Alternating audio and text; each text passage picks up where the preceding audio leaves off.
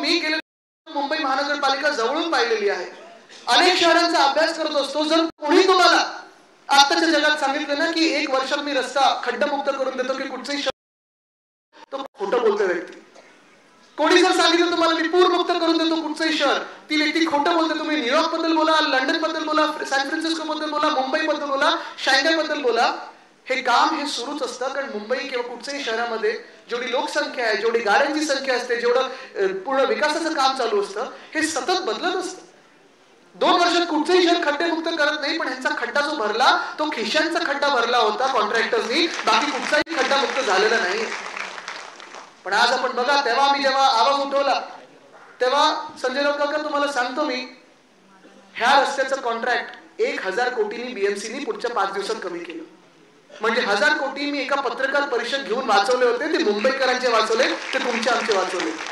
कारण हे सगळे गेले असते कॉन्ट्रॅक्टरच्या हाती, हे सगळे गेले असते त्यांच्या लाडक्या कॉन्ट्रॅक्टर्सकडे. पण रस्त्यांचा घोटाळा हा त्यावेळीचा मी अजूनही चॅलेंज देतो, कारण त्यांनी सांगितलं होतं मी 2 वर्षात पूर्ण करून दाखवतो. 2023 सालात जी कामं सुरू झालेली आहेत, मुंबई महानगरपालिकेने आता उत्तर दिलेलं आहे की त्याच्यातून फक्त आणि फक्त 26% काम झालेलं आहे. किती? 26. मी त्यांना पुढे अजून चॅलेंज केलं. मी चला मला मोजून दाखवा, 26% पण नाही झाले, तुमचं काम 5% झालं असेल तर मी काही करायला तयार. पण उत्तर नाही कुठे. तसंच पुढच्या वर्षी म्हणजे मागच्या वर्षी 24 ला पुन्हा एकदा 6000 कोटीचं टेंडर आलं. 6000 कोटीचं टेंडर.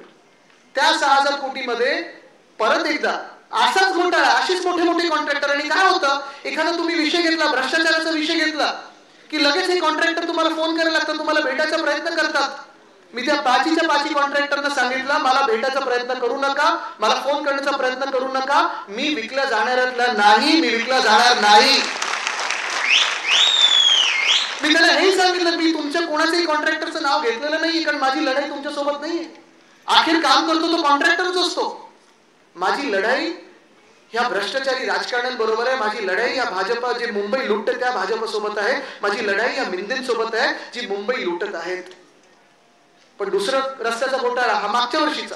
आज आपण पाहतोय रिसर्फेसिंग सगळीकडे चालू आहे, सगळीकडे रस्ते खोदून ठेवलेले आहेत, अक्षरशः रस्त्यांची वाट लागलेली आहे. तुम्ही मला ह्या मुंबईत एक तरी विभाग असं दाखवा, एक तरी वॉर्ड असं दाखवा तिथे 100% रस्त्यांची कामं नीट झालेली आहेत. कुठे आहे? आहे कोणाकडे तर हात वरती करून दाखवा, मी पैसे धरायला तयार आहे. आहे कोणाकडे? नाही. पण तसंच हा रस्त्यांचा जसा विषय होतो, तसं दुसऱ्या बाजूला सगळ्यात महत्वाचं खातं मुंबईसाठी म्हणजे आरोग्य खातं. मुंबईत आपल्या मुंबई महानगरपालिकेचं जे साधारण कर्तव्य असतं, कुठच्याही महानगरपालिकेचं कर्तव्य असतं, मूळ कर्तव्य जे असतं ते म्हणजे प्रायमरी हेल्थ केअर असतं. प्रायमरी हेल्थ केअर, प्राथमिक आरोग्य केंद्र, दवाखाना ज्याला आपण बोलतो.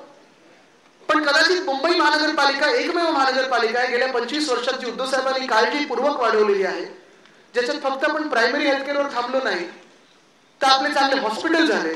कदाचित देशभरात काय, आशिया खंडात काय, जगभरात एकमेव महानगरपालिका असेल जिथे स्वतःचे speciality hospital, super speciality hospital, 4 आपल्या मेडिकल कॉलेजेस आहेत.